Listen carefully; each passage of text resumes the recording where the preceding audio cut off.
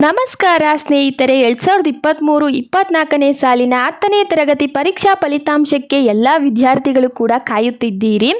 ಈ ಒಂದು ಫಲಿತಾಂಶ ಇದೇ ತಿಂಗಳಿನಲ್ಲಿಯೇ ಬರುತ್ತದೆ. ಈ ತಿಂಗಳಿನಲ್ಲಿ ಯಾವ ದಿನಾಂಕದಂದು ಪ್ರಕಟಣೆ ಆಗುತ್ತದೆ ಎಂಬುದರ ಸಂಪೂರ್ಣವಾದ ಮಾಹಿತಿಯನ್ನು ಈ ಒಂದು ವಿಡಿಯೋದಲ್ಲಿ ವಿವರಿಸಲಾಗಿದೆ. ಮಾಹಿತಿ ತಿಳಿದು ಯಾವ ದಿನಾಂಕದಲ್ಲಿ ನಿಮ್ಮ ಪರೀಕ್ಷಾ ಫಲಿತಾಂಶ ಬಿಡುಗಡೆಯಾಗುತ್ತದೆ ಎಂಬುದನ್ನು ಕೂಡ ನೀವು ತಿಳಿದುಕೊಂಡು ನಿಮ್ಮ ಫಲಿತಾಂಶ ಎಷ್ಟು ಬಂದಿದೆ ಎಂಬುದನ್ನು ಕೂಡ ಖಚಿತಪಡಿಸಿಕೊಳ್ಳಬಹುದು.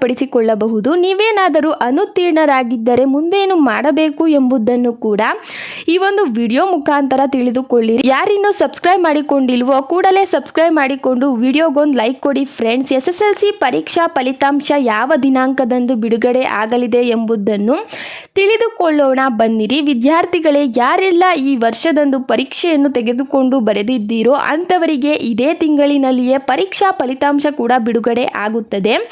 ಈ ವರ್ಷದಂದು 8.69 ಲಕ್ಷ ವಿದ್ಯಾರ್ಥಿಗಳು ಪರೀಕ್ಷೆಯನ್ನು ಕೂಡ ಬರೆದಿದ್ದಾರೆ. ಇದರಲ್ಲಿ ಕಳೆದ ವರ್ಷ ಪೂರಕ ಪರೀಕ್ಷೆಯನ್ನು ಬರೆದು ಫೇಲ್ ಆದವರು ಕೂಡ ಇದೇ ಸಾಲಿನಲ್ಲಿ ಪರೀಕ್ಷೆಯನ್ನು ಕೂಡ ತೆಗೆದುಕೊಂಡು ಬರೆದಿದ್ದಾರೆ. ಹೆಚ್ಚಿನ ಪ್ರಮಾಣದಲ್ಲಿ ಪರೀಕ್ಷೆ ತೆಗೆದುಕೊಂಡವರು ಬಾಲಕರು. ನೀವೇನಾದರೂ ಈ ಪರೀಕ್ಷೆ ಒಂದರಲ್ಲಿ ಅನುತ್ತೀರ್ಣವಾದ ಅಂಕವನ್ನು ಗಳಿಸಿ ಫೇಲ್ ಆಗಿದ್ದೀರಿ ಎಂದರೆ ನಿಮಗೆ ಇನ್ನೂ ಕೂಡ 2 ಪರೀಕ್ಷೆಗಳು ಇರುತ್ತವೆ. ಈ 2 ಪರೀಕ್ಷೆಯಲ್ಲಿ ಉತ್ತಮವಾದ ಅಂಕವನ್ನು ಗಳಿಸಲು ಪರೀಕ್ಷೆಗಳನ್ನು ಕೂಡ ತೆಗೆದುಕೊಂಡು ಬರೆಯಬಹುದಾಗಿದೆ. ಈ ತಿಂಗಳಿನಲ್ಲಿಯೇ 10ನೇ ತರಗತಿ ಪರೀಕ್ಷಾ ಫಲಿತಾಂಶ ಪ್ರಕಟಣೆ ಆಗಲಿದೆ. ಏಪ್ರಿಲ್ ತಿಂಗಳಿನಿಂದಲೂ ಕೂಡ ಮೌಲ್ಯಮಾಪನವನ್ನು ನಡೆಸುತ್ತಿದೆ ಶಿಕ್ಷಣ ಇಲಾಖೆ. ಇನ್ನು ಫಲಿತಾಂಶವನ್ನು ಬಿಡುಗಡೆ ಮಾಡುವುದು ಒಂದು ಬಾಕಿ ಇದೆ ಅಷ್ಟೇ. ವಿದ್ಯಾರ್ಥಿಗಳೇ, ಇದೇ ತಿಂಗಳಿನಲ್ಲಿ 8ನೇ ದಿನಾಂಕದಂದು ಫಲಿತಾಂಶ ಕೂಡ ಬಿಡುಗಡೆ ಆದರೂ ಆಗಬಹುದಾಗಿದೆ. ಏಕೆಂದರೆ ಶಿಕ್ಷಣ ಇಲಾಖೆಯು ಈಗಾಗಲೇ ಈ ಒಂದು ನಿಗದಿ ದಿನವನ್ನು ಕೂಡ ಖಚಿತಪಡಿಸಿದೆ. ಆದರೆ ಈ ಒಂದು ದಿನಾಂಕವು ಅಧಿಕೃತವಾಗಿ ಬಿಡುಗಡೆ ಆಗಿಲ್ಲ. ಒಟ್ಟಾರೆ ಹೇಳುವುದಾದರೆ ಇದೇ ತಿಂಗಳಿನಲ್ಲಿ ನಿಮ್ಮ ಫಲಿತಾಂಶ ಕೂಡ ಪ್ರಕಟಣೆ ಆಗುತ್ತದೆ. ಆ ಫಲಿತಾಂಶದ ಮೇರೆಗೆ ನೀವು ಯಾವ ಕಾಲೇಜನ್ನು ಸೇರಿಕೊಳ್ಳುವುದು ಸೂಕ್ತ ಎಂಬುದನ್ನು ಕೂಡ ನೀವು ತಿಳಿಯಬಹುದು. ಅನುತ್ತೀರ್ಣ ಅಂಕ ಪಡೆದ ವಿದ್ಯಾರ್ಥಿಗಳೇ, ಈ ರೀತಿ ಮಾಡಿ. ನೀವೇನಾದರೂ ಅನುತ್ತೀರ್ಣ ಅಂಕವನ್ನು ಗಳಿಸಿದ್ದೀರಿ ಎಂದರೆ ನಿಮ್ಮ ಪರೀಕ್ಷಾ ಫಲಿತಾಂಶ ನಾಟ್ ಕಂಪ್ಲೀಟೆಡ್ ಎಂದು ಬಂದಿರುತ್ತದೆ. ಈ ವರ್ಷದಂದು ಅನುತ್ತೀರ್ಣ ಅಂಕವನ್ನು ಗಳಿಸಿ ಫೇಲ್ ಆಗಿದ್ದೀನಿ ಎಂದು ಚಿಂತಿಸಬೇಡಿ. ಏಕೆಂದರೆ ನಿಮಗೆ ಶಿಕ್ಷಣ ಇಲಾಖೆಯು 2 ಕಾಲಾವಕಾಶವನ್ನು ನೀಡುತ್ತದೆ. ಅಂದರೆ 2 ಪರೀಕ್ಷೆಯನ್ನು ಕೂಡ ನೀವು ತೆಗೆದುಕೊಂಡು ಬರೆಯಬಹುದಾಗಿದೆ.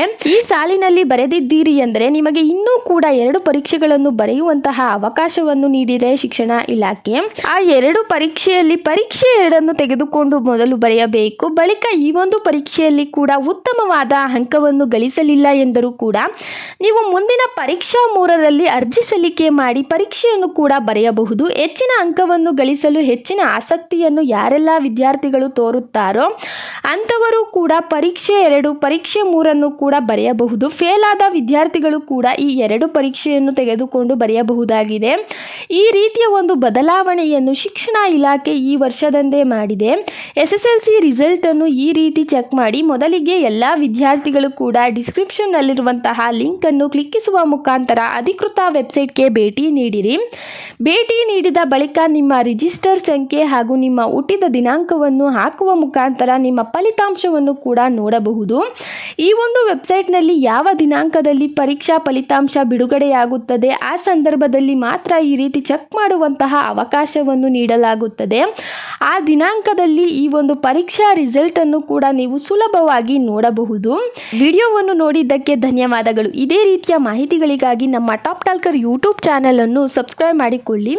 ಯಾರಿನ್ನೂ ವಿಡಿಯೋಗೊಂದು ಲೈಕ್ ಕೊಟ್ಟಿಲ್ವೋ ಕೂಡಲೇ ಲೈಕ್ ಮಾಡುವ ಮುಖಾಂತರ ನಿಮ್ಮ ಸ್ನೇಹಿತರಿಗೂ ಕೂಡ ಈ ಒಂದು ವಿಡಿಯೋನ ಶೇರ್ ಮಾಡಿರಿ.